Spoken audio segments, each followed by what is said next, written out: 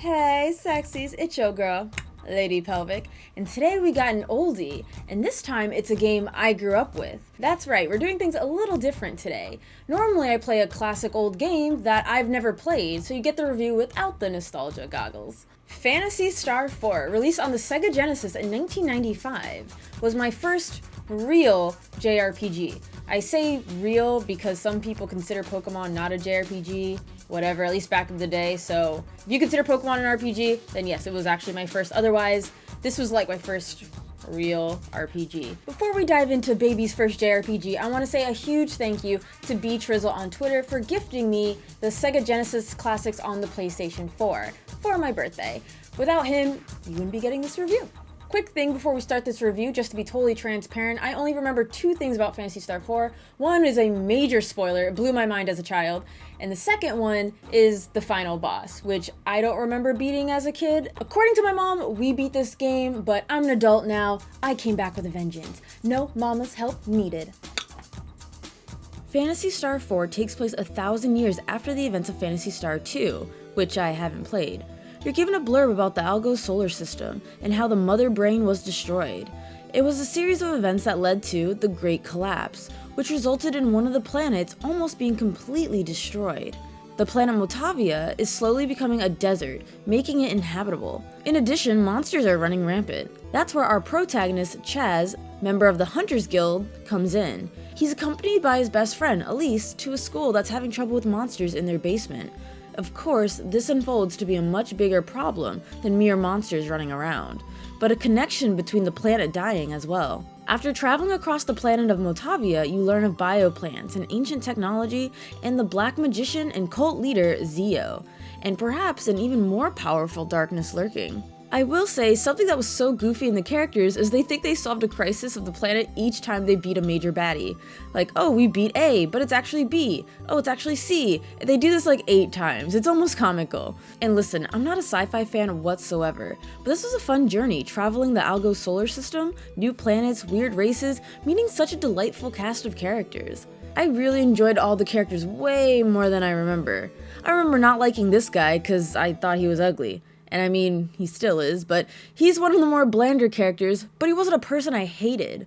One annoying thing is you lose characters almost as quickly as you gain them. You gain them until the plot pulls them away, only to be replaced with a different character soon after. Also, how 4 of the 5 party members were locked in at the end was incredibly annoying. At the very end of the game forces you to have a balanced party. It's kinda stupid. It's like the game knew you could have this completely OP party. But while traveling together, I loved the fact that characters interacted with one another, had quick banter in between talking to people, and even depending on who led your party, they had a different saying when you investigated nothing.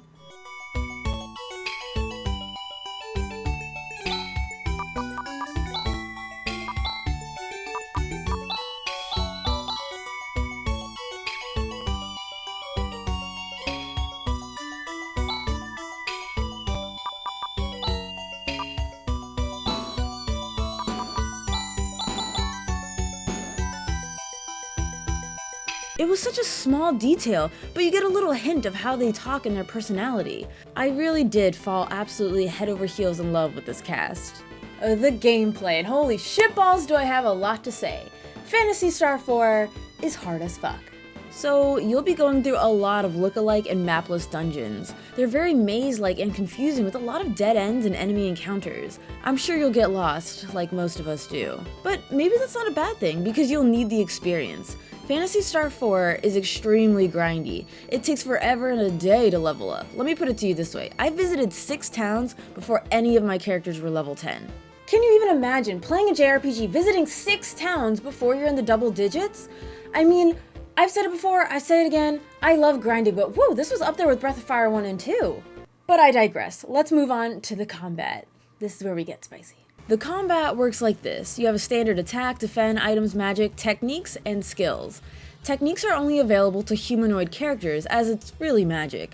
You run into androids who obviously cannot use magic, and they also cannot be healed by normal means. They have to repair themselves or with an item. Cool thing about androids is they regenerate health after each battle, and they instantly come back to life after battle if they die. Not gonna lie, without the guidebook, techniques were very strange if you're new to the Phantasy Star series. In this case, I consider myself new as I barely remember anything about it.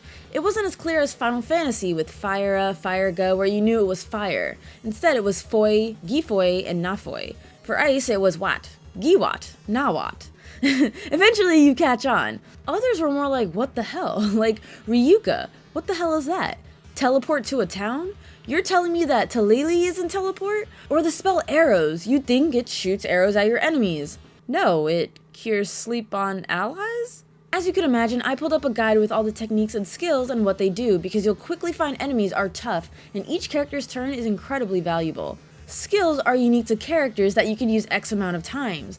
The higher your level, the more you can use certain skills and obtain new ones. Skills are also victim of poor translation. Some are self-explanatory, like air slash or crosscut, while others are more about experimentation, like Hewin. What the fuck is Hewin? Oh, wind on all enemies. Okay, I just wish there was a way to see what skills and techniques did. I really felt like I was learning a new JRPG language. Same with items. Die mate, try mate, let's mate, wanna date, I don't know, I'm just talking smack, but I had to learn what all these things did.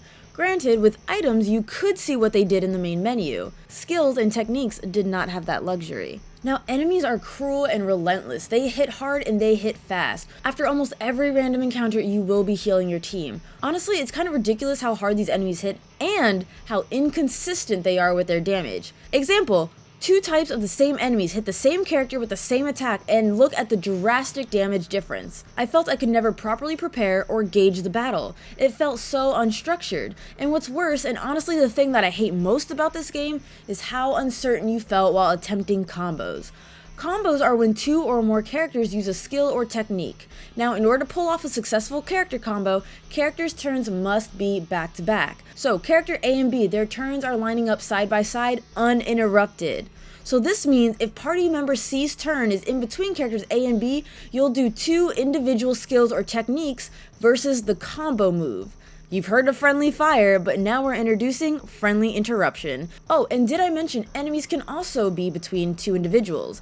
The major problem with this is you have absolutely no idea who goes first, last, and everything in between. It's not like Octopath Traveler where you see who goes first in the queue. You just pray to the video game gods and hope it goes off okay, but it probably won't unless you're over-leveled. The only way I've seen it go off smoothly is if you make all your other party members defend so it doesn't disrupt your combo, but also hope the enemy doesn't go in between, and or make sure your slowest party member starts the combo is another suggestion I read. The good news is you don't have to rely on combos to beat this game. I popped off like 6 or 7 successful combos through my whole playthrough before I realized it just wasn't worth it anymore. Even so, I can't express how flawed and infuriating this system was. How many times the combos didn't go off and I got fucked in the ass. I was livid. This feature many a times has shut me off to the game because it didn't go off correctly. Even for its time, I think it was such a fucking dumb oversight. Anyways, one thing I did like that I thought was ahead of its time was macros. Most games you have an auto attack, which makes the entire party do a regular attack. But this game, you can customize what you want your entire party to do. So if you're grinding in an area and you encounter this party of enemies, you already have a macro set up to take care of them. If you're willing to put in the work and preparation, grinding isn't as bad as it could be. See? There. I ended on a positive note. There is something decent about a shitty, haphazard, inconsistent, lazy, flawed, faulty, fickle-ass combat system. Now, believe it or not, this game also has side quests.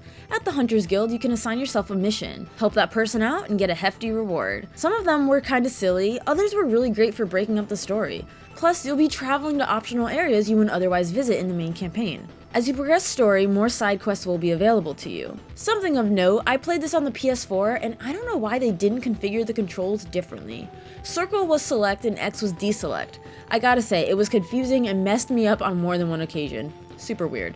The graphics aged beautifully in my humble opinion. They're not the most detailed sprite work I've seen, but it's absolutely not an eyesore. You know, walking around, your characters are really skinny pixel people, and they're very distinguishable. No main character looks quite like the other. Different hair colors, sizes, skin colors, you could tell that these people come from all over the solar system with different backgrounds. The design and detail definitely ramps up when you go into battle, seeing the backs of your characters and the fronts of your enemy. Each attack by friend or foe has nice animation. I think the weakest part of the graphics are the menus. Very 90s, the blue panels, white text, 500 different panels open just to heal someone or find an item. Navigating the menus definitely revealed Phantasy Star 4's age. My favorite bit of the graphics are the cutscenes, which are played out as comic panels. I felt it fit the narrative so well. One picture is worth 1,000 words, and there's quite a few pictures on screen. It's no secret that I'm a weeb, and I love the anime expressions, the character panels as they spoke, and overall art style. Speaking of which, what the hell is this box art? Tell me how this guy, this grown-ass man, is 16. God damn American 90s box art. I mean, it's still better than this. Lastly, the music was just as amazing as I remembered. Immediately when I heard the first town, I was taken back to when I was 10 years old, or however old I was when I played this. I was humming along happily, wiggling in my chair, despite not hearing it for years. Other tracks I loved were very spacey, I guess kinda techno, kinda trance, particularly in high-tech areas. But towns sounded very comfy, sometimes somber, other times upbeat depending on what the town was going through. Shops were great though, they were super happy and it really made it seem like shopping was a pleasure. In fact, the song is called On Sale Now. So it sounds like you're getting a deal, why wouldn't you be happy?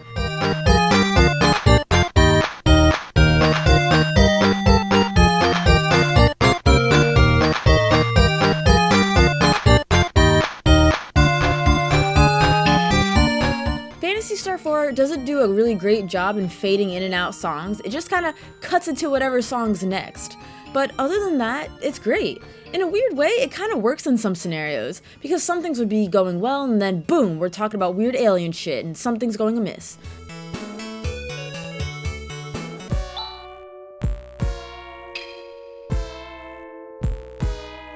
It was an immediate shift in the audio, and was just as jarring as the news was to our characters. Battle themes were on point, there are different battle themes for different bosses, even more so if they were one of the unique baddies. The battle music changes if you're in a vehicle even, like how fucking cool is that? Same with the overworld themes, it changes if you're traveling on wheels or otherwise. This game knocked it out of the park. Another thing I thought was funny, and this goes back to cutting music so abruptly, is after winning a battle, there was a small jingle and then immediately back to the dungeon music.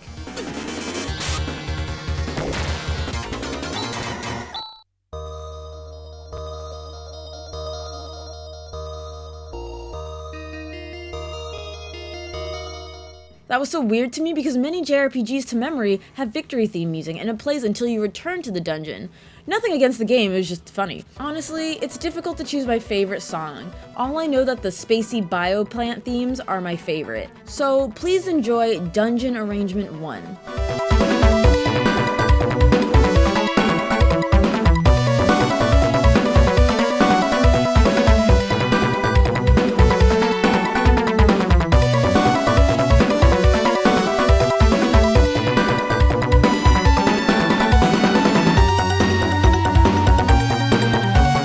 My first real JRPG, Phantasy Star 4, gets an 8 out of 10. I still love this game. It's rough, grindy, combat needs some tweaks, but I'm here for it. But the story, although nothing particularly special, was really fun and enjoyable, and the characters I adore.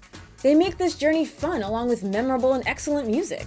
Now some of y'all might get peeved with me, but I don't know if I will go back and play Phantasy Star 2, since this is essentially a direct sequel for it, 1,000 years later. People say this is the best Phantasy Star, and I just dread, because this was rough. I can't imagine its predecessors. So I don't know if my curiosity of Phantasy Star 2 will get the better of me, or I'll be lazy and watch a Let's Play. We'll see. Like, I couldn't imagine playing Breath of Fire 3 and then going back to 2 and 1. No way. Before I end this review, thank you again, B-Drizzle. I appreciate this so much. I'm definitely gonna play more games on it. Finally, before I let you go, I wanna know, is there a game that you loved as a kid, but you are terrified to play as an adult, as you're afraid you're gonna taint your precious childhood memories and it's not gonna be as good as you remember? That for me would be Dark Cloud 1. Love that game, had the time of my life with it. but I'm pretty confident I'd hate it now, because it does something that I loathe, and that is grinding for items. Fun fact, I played Dark Cloud 2 last year or the year before last, and I couldn't finish it. Like, I got like halfway through the first level, I think, maybe? I don't know, I hated it, so I dropped it. One of the very few games I planned to review, but couldn't make it through. Thank you guys so much for watching. The top box is more reviews, and the bottom box is my Let's Play channel. I've actually updated it with more Danganronpa. Huzzah, go me. Also, consider being a patron, or check out my Amazon wishlist for games I want to review. Thanks, and love ya!